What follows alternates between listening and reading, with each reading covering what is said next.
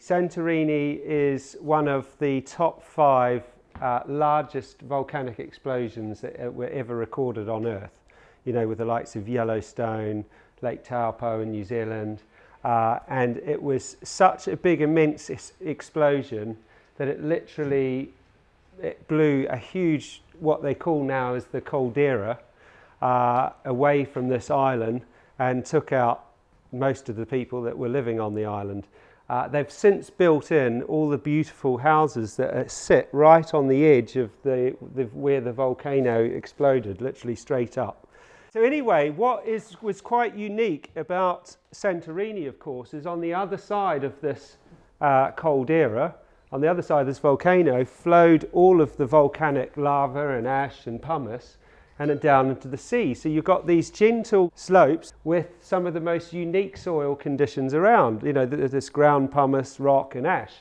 And anyway, I was driving around on the island, and for those of you that don't know, I am quite into my wine and had been sampling many of the wines, and it is really amazing. The white wine was incredible, but I was looking around and I saw all these vines that were actually on the ground, and they just looked like they were going to waste.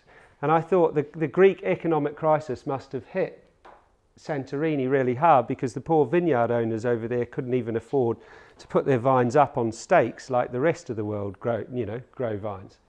So I started to look into it a little bit more, because the wine was so expensive and tasted so good that I thought this just can't be right.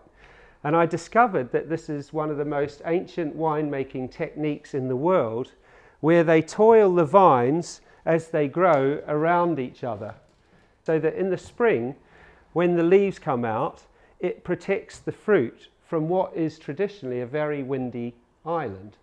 And so what would happen is the ground, if it was left, the ground pumice and ash and rock would probably destroy the fruit. So first of all, you've got some of the most unique soil, or not even soil, conditions in the world, with some of the oldest vines in the world dating back some 2,000 years plus.